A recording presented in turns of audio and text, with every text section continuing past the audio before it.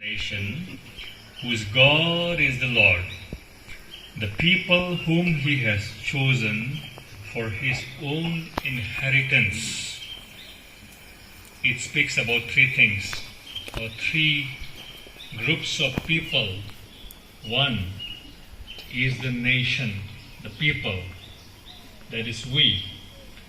Secondly, it talks about nation has a relationship with God.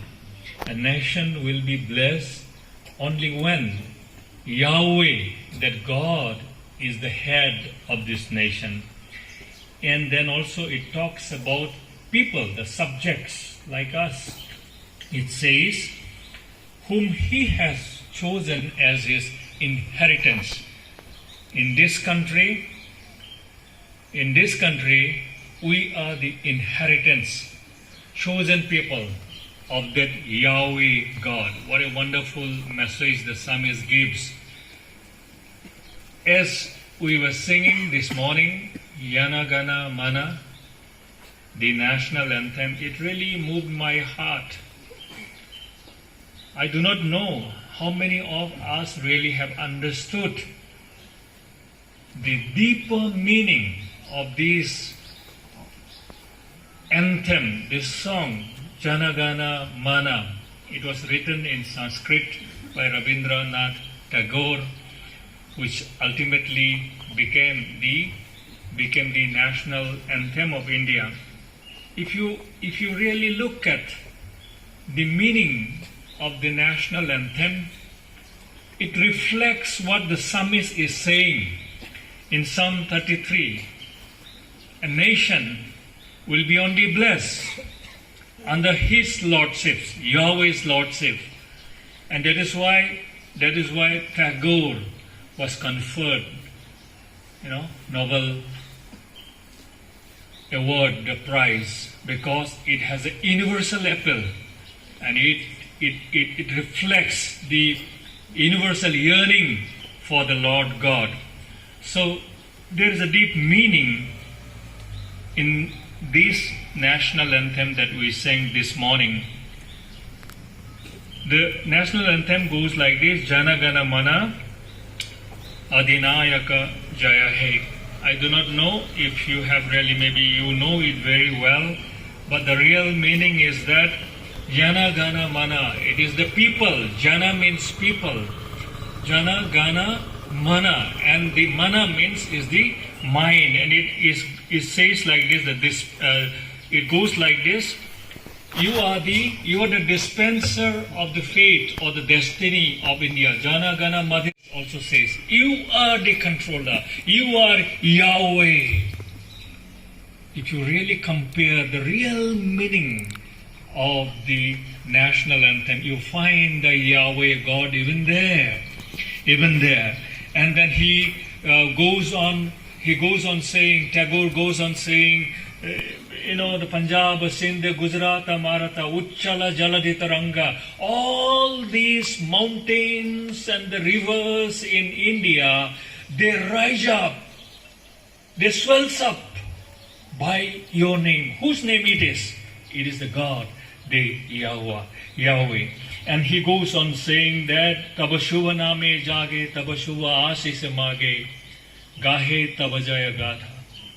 Tabashuva asis mage. That means Subha means good. Asis means blessing. We seek blessing from you.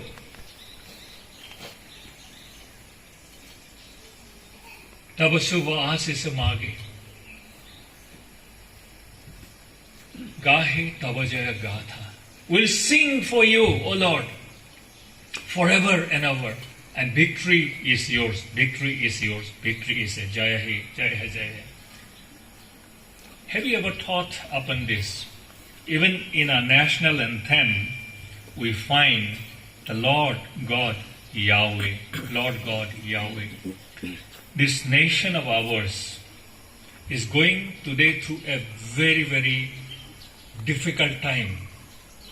On the one hand, it seems we are making tremendous progress economically, in the developmental front. Politically, we have a standing today in the world. At the same time, also we have so many challenges. so many challenges. And in the midst of these challenges, this nation is progressing so well. Nevertheless, it is only people like us who believes in that Yahweh God. It is people like us who believes in that eternal God, this personal God, can only bring a better, bring a difference in the situation of this country. And that is why our prayer, our behaviors, the way we live is going to decide the destiny of India. My dear students and also STC community, you are not studying here theology.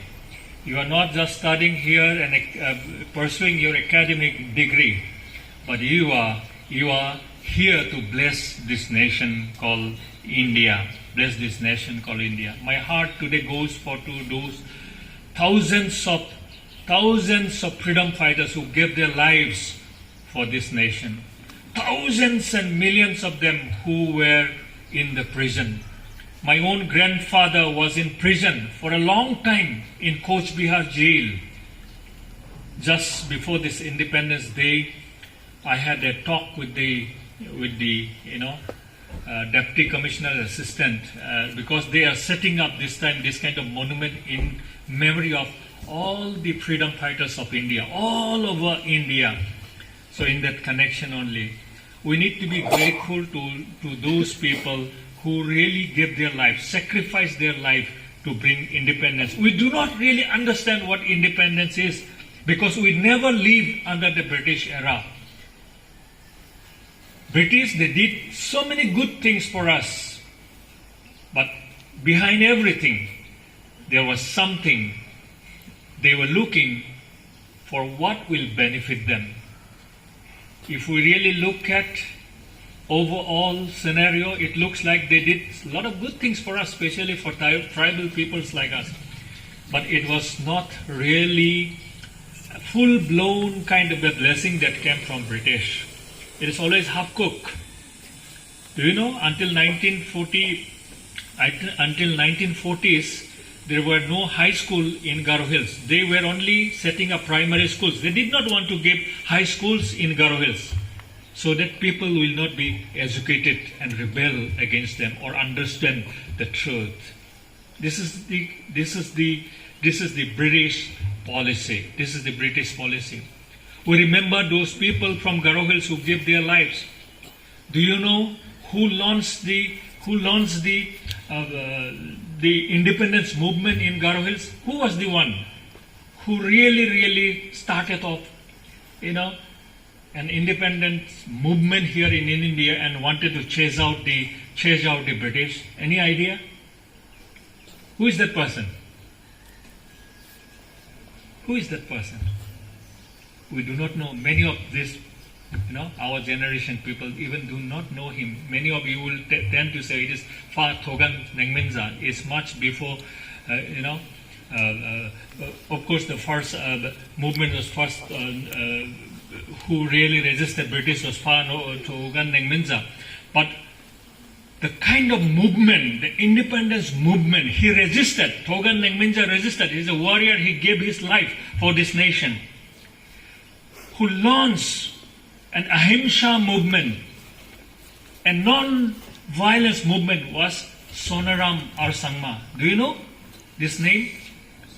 In 1902, actually it started in 1899, his movement. He started appealing to the Viceroy of India and to the Chief Commissioner of Assam, that Garo Hills is this land is totally independent land, and he was, drawing a map of this land and trying to convince and trying to argue that this is an independent land and this land is ours.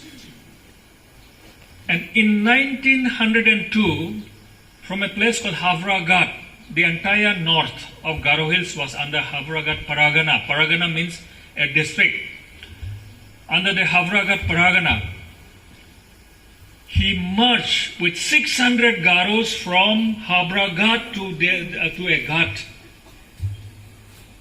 by the side of Brahmaputra River, called Dolgoma Ghat. 600 people in 1902, much before Gandhi and much before Nehru, much before this idea of ahimsa came. From where he got this idea? Think about this. The people who really sacrificed their life, and finally at the end he was put in jail in Duvri, and then finally he was taken to Tezpur and then jail in Kolkata. Then he was released on a condition. We can release you, but you cannot go back home. You cannot go back to Garo Hills. You cannot go back to your land. Finally, he spent in a rented house in the town of Goalpara, and he died there. Till he died, he fought for the independence of this country. On the 14th of August, midnight, 1947, India became independent, and the flag was hoisted in Tura town. Do you know who hosted the flag? A patriot and a freedom fighter by name Phukon Sangma. And that is the time Prime Minister Nehru said his historic and monumental speech ever given by any Prime Minister in the world, that is still appreciated a lot all across the globe. And he said, at the stroke of the midnight hour, when the world sleeps, India will awake to life and freedom. A moment comes, which comes but rarely in history, when we step out from the old to new, when an age ends, and when the soul of a nation, long suppressed, finds utterance. A nation long suppressed is now have seen the salvation. What a meaningful speech. India saw salvation. Salvation from slavery.